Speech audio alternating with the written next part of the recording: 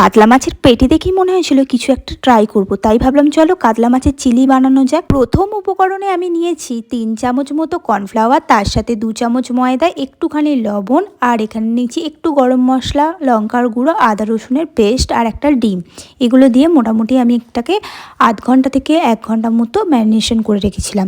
এরপর কাতলা মাছের যে পেটিগুলোকে ভালো করে ফ্রাই করে নিয়েছি। ফিশ চিলির গ্রেভিটা বানানোর জন্য এখানে আমি নিয়েছি পেঁয়াজ বেশ অনেকটা, কারণ যেহেতু আমাদের বাড়িতে অনেক লোক তাই জন্য পেঁয়াজটা ভালো করে ভেজে নেবো। একটুখানি ভাজা হয়ে গেলে দিয়ে দিলাম টমেটো, তারপরে ক্যাপসিকামটা দিয়ে দিয়েছি। আর ফোড়নে কিন্তু প্রথমে আমি কুচি করা রসুন আর সাথে দিয়েছিলাম কাঁচা লঙ্কা। আর এইদিকে দেখো টমেটো সসের মধ্যে সয়া সস আর চিলি সস, তার সাথে একটু লঙ্কার গুঁড়ো যাতে ঝাল ঝাল আর মিষ্টি মিষ্টি ব্যাপারটা থাকে। মাঝখানে কিন্তু আমি একটু চিনিও অ্যাড করেছিলাম। 2 চামচ মতো কর্নফ্লাওয়ার কিন্তু জলের মধ্যে গুলে দিয়ে দিয়েছিলাম একটুখানি গ্রেভিটা যাতে স্টিক হয়। আর এখানে দেখো তারপরে মাছগুলো দিয়ে কিন্তু নর্মালি ধনেপাতা দিয়ে নাবিয়ে নিয়েছিলাম।